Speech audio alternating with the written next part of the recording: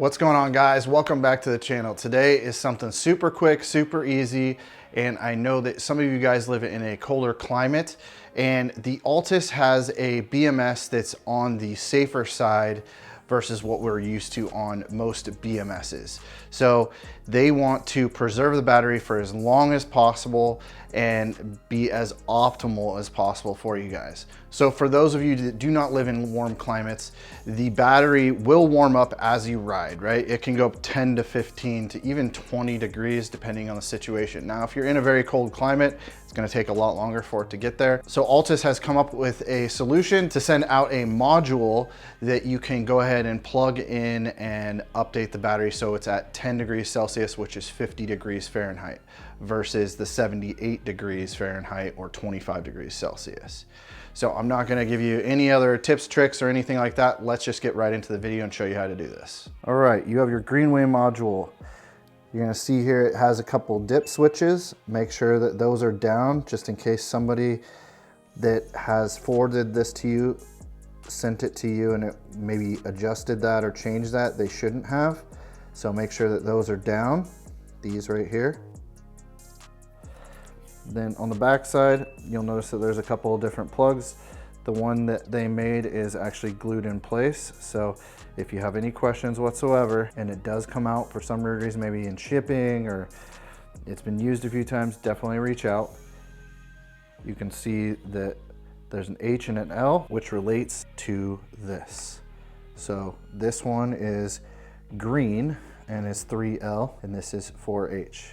So if for some strange reason this all came disconnected, you have the L and the H, and that should make a lot of sense plugging it in. I doubt you'll run into that. Now I'll put off to the left of the screen the diagram of the plug.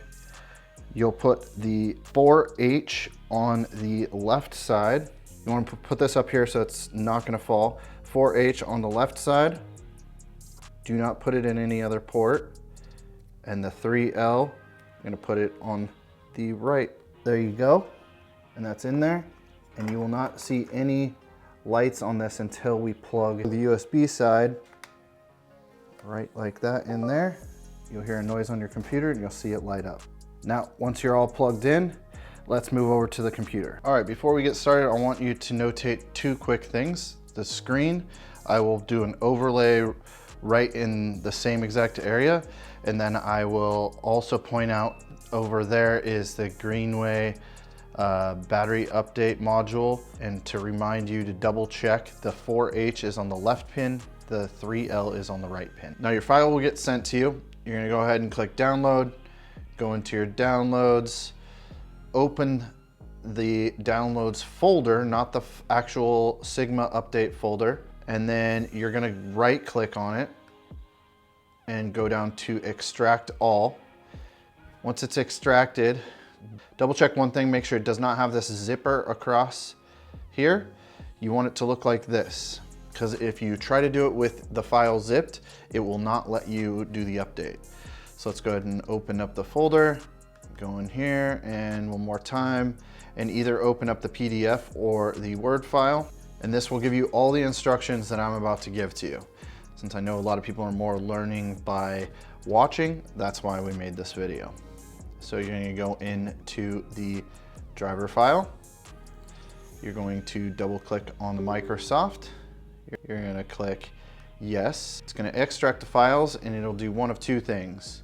It will either show you this, which just means that you already have the net framework already on your computer updated, or you don't and it'll ask you to continue. So I already have it, obviously. So we're gonna click close. Then we are going to go back to the G001 file. Gonna open that up. We're gonna go to pressure download exe. Open that up. You're gonna wanna go ahead and click English. You wanna make sure that this says can.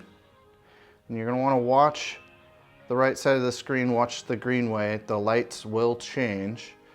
You wanna make sure that it's on the COM port that it's plugged into on the USB. You wanna make sure that the boot baud is at 250K. The mode is can, and then you're just gonna click download.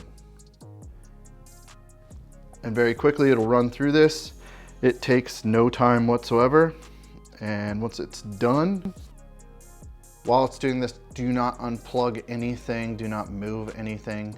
And as you notice on the right side of the screen, you can see that the Greenway module is lighting up and doing some transfers. And we're almost done. There we go. That took roughly 60 seconds on my end. I have a slower Lenovo laptop that is also screen recording.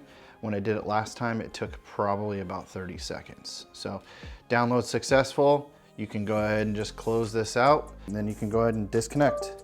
Well, that's simple. Make sure you guys hit the like, subscribe. We have a bunch of other videos that are coming out pretty soon. I have a bunch of bikes behind me that you can't quite see that will be coming to the YouTube channel really soon. Gonna be doing a bunch of different testings, unboxings, box to roads or box to dirts, however you wanna say it. Now, there's nothing left to it but to do it. Get out there, ride, have fun. Let us know what the top speed you reached on your 1919. So far, I have reached 70 miles per hour GPS. I'm pretty sure I could squeeze another mile or two out of it, depending if I hit that rev limit or not.